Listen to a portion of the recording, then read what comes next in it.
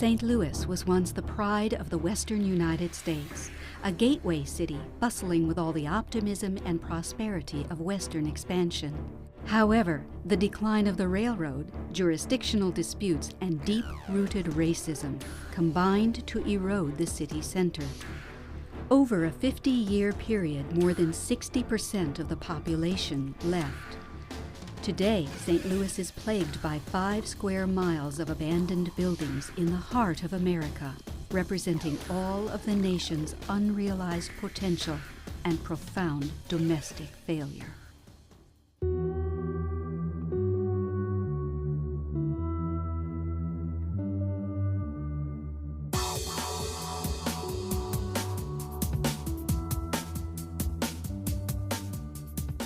Preparing students to live out their faith and calling, InterVarsity partners with the ongoing ministry of New City Church. Experiencing God's redemptive work in these neighborhoods has transformed both the students and communities alike. CityLights is an experiential discipleship program where we hope to put hands and hearts together, where we try to reconnect who we are and what we're meant to be with the needs of the world around us. We've been going to visit a Congolese family, a lady from Congo named Mama Georgette, and she has a daycare. We go see her a lot and just basically kind of help her. She's got a lot of kids there, and it's pretty crazy. In the mornings, I get up and I ride the bus to Etzel. It's the neighborhood where all the kids are. And we pick them up and bring them back here to the church campus. And it's basically a summer enrichment program where the kids just come and work on their reading and writing skills, but most importantly to hear the truth of the gospel. Well, New City Development Corporation, they help low-income families find affordable housing, and they also do job training. And so the city is selling these houses for, $1 a piece. The families will buy them from the city, and then NCDC, New City Development Corporation, moves in and helps to build them up so that these church families can go and live there and become part of the community. When people have asked me, Gerry, when did you change from wanting to be involved with campus ministry to inner city ministry? And say, nothing's changed. My heart then, as now, has always been for the Great Commission. I'm training missionaries.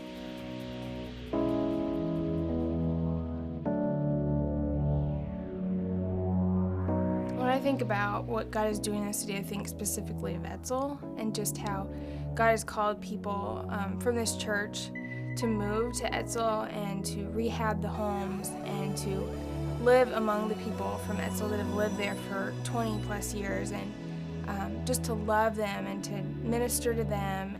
I really feel like community is our faith. It's our faith lived out, that the world's watching. I know I was talking to one guy when we lived there, and he just came up to me and said, this neighborhood is just weird. It's diverse. There's whites and blacks living in here. Tell me about this. Why did this happen? And I got to tell him about the church that's doing business. I got to tell him about the gospel, and he ended up going to church the next day.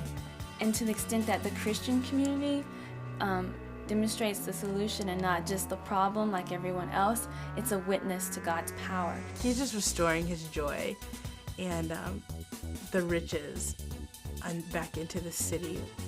And I see him restoring just his peace, his justice. So there really is a community that God is building, and then we try to help him say, how can we make that happen in the communities we're in back, whether they're graduating or on the college campus. And they're doing it. Our main mission here is to minister to the city, but in many ways, the city is ministering to me. They taught me so much. I went into that widow's home and found out that an elderly black woman had an awful lot to teach me about life and about God and about relationships. I understood that God had a concern for the poor. I understood that church had some sort of responsibility in the world, but I had no idea the extent of what that meant before it came down to CityLights. CityLights made me a better student leader and better able to influence students on campus, I think, particularly in what it did for my own spiritual health. CityLights is the point where it was reaffirmed that there are problems, but where I started to see answers being implemented into society in the name of Christ. These are all the people that God loves and cares about. These are all the issues that God is dealing with. And to the extent that college students get to partner with God in that, it's an opportunity to grow them, to grow their leadership, their love, their compassion. I don't understand to this day why I love this neighborhood. I mean, to look at it just from any outsider's perspective, see the broken out buildings, the vacant lots, all of the, and the despair and the hopelessness and all the years of destruction, and yet I love it because God's put this in my heart. And I don't want to be anywhere else. I can't leave. I love the city. I love the poor. I love this neighborhood.